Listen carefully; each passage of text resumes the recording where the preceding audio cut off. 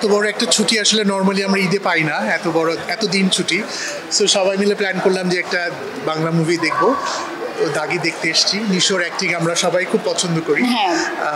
Ticket পেতে কষ্ট হয়েছে আমাদের। আমি অবশ্য ইনভাইটেড গেস্ট, কারণ আমি ওরা এই টিকিট অ্যারেঞ্জ করে তারপর আমাকে বলেছে।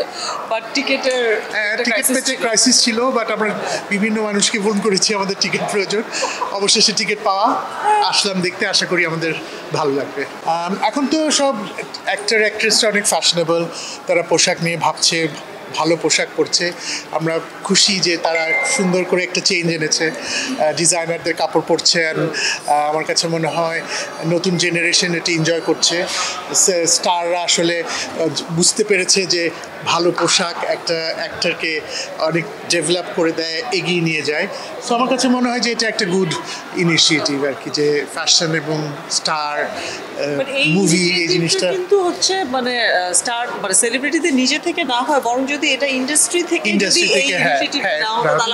আরো ভালো হতো আসলে। কারণ এটা যেহেতু আমাদের বের করতে হয় নিজেদের এত টাকা খরচ করে, একটা ইস্যু। সবাই আসলে এত হুমড়ি খেয়ে পড়েছে এই সিনেমা দেখার জন্য, তো টিকিট পাওয়াটা আসলে ডিফিকাল্ট। যদি টিকিট পাওয়া যায়, আমরা সামনে হয়তো আরো ইচ্ছা আছে ভালো অন্য মুভিটা দেখার আর কি।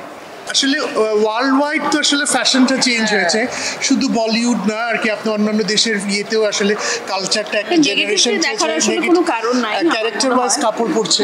সো ওইটা একটা পজিটিভ দিক, এবং আমার কাছে মনে হয় যে আরো একটু ভেবে পোশাকটা পরলে মনে হয় আরো একটু বেটার হবে। নাহলে সব অ্যাক্টর অ্যাক্ট্রেসকে একই রকম লাগছে, একই কালার প্যালেটে কাপড় পরছে, একই রকম হেয়ার স্টাইল, একই রকম ক্যারেক্টার ওয়াইজ পরলে আসলে তখন ডিফারেন্ট শেডসটা বোঝা যায় আসলে।